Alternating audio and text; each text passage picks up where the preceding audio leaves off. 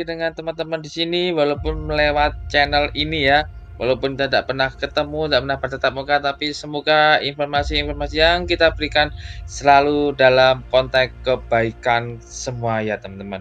Oke teman-teman, kali ini kita akan membahas sedikit mengenai cerita-cerita yang berhubungan dengan, kisah ya, berhubungan dengan suatu kisah yang terjadi di waktu lampau, tapi nanti efeknya sampai sekarang. Kisah apa itu teman-teman? Penasaran teman-teman? Sekali lagi, oke siapkan kopinya, siapkan cemilannya, dan ayo kita saksikan cerita kali ini mengenai sebuah kisah, kenapa dan bagaimana kita bisa mendapatkan, eee, jodoh kita. Oke ya, langsung saja teman-teman. Berarti begini teman-teman, berarti dulu menurut hadis yang terdapat dalam kitab Sahih Muslim, ini Tuhan Maha Esa atau pencipta alam semesta kita, yaitu Allah SWT ya, itu menciptakan Nabi Adam dan memasukkannya ke dalam surga. Itu tidak tahu kita kapan, tapi itu, ada di hadis-hadis, Muslim ya teman-teman. Lalu pada suatu ketika ini Nabi Adam itu merasa bahwa dirinya itu ada yang kurang, dia kesepian, dia gelisah, dia pengen curhat tidak ada yang teman untuk curhat, ya. Dia pengen curhat tapi tidak ada teman untuk curhat. Dia bingung, dia mau curhat gimana siapa, dia kesepian waktu itu. Diceritakan seperti itu. Lalu datanglah malaikat, Jibril, yang mana akhirnya Nabi Adam itu bercerita kepada Jibril ya, kepada Jibril mengenai keluh kesahnya di malam itu. Intinya dia pengen, minta kepada Allah SWT untuk diciptakan pasangannya untuk sebagai teman hidup dan teman curhat teman-teman. Itu awalnya di situ. Jadi dari kegelisahan dia langsung, minta kepada Tuhan Yang Maha Esa atau Allah SWT.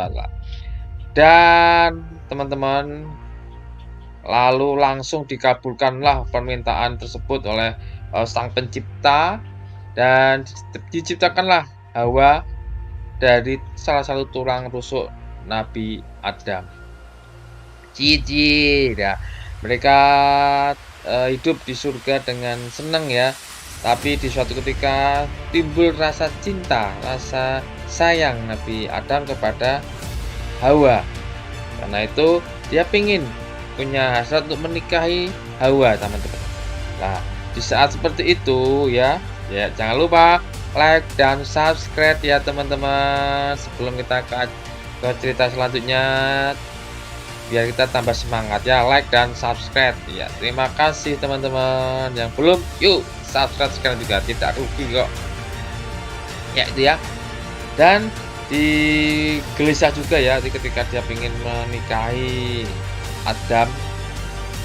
Mohon maaf, dia menikahi Hawa. Ini Adam mau menikahi Hawa. Ini bingung harus bagaimana.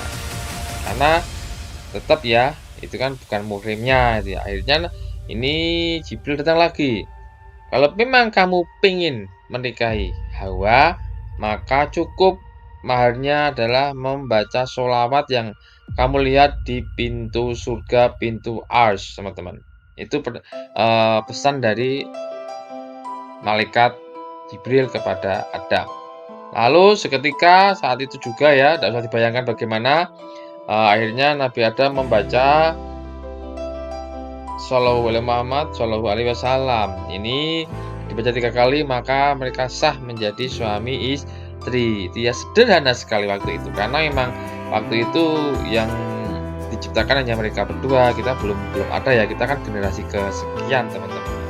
Oke, sekarang begini teman-teman. Baik, kita akan mencoba membahas mengenai filosofi tulang rusuk ya teman-teman. Ya, siap ya teman-teman? Oke.